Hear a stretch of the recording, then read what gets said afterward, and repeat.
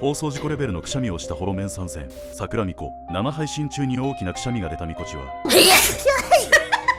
大丈夫ですか？早く処理しましたね。すごかったですね、今ね。開き直った伊崎リオナ。ゲーム配信中にくしゃみをしたリオナはびっくりした。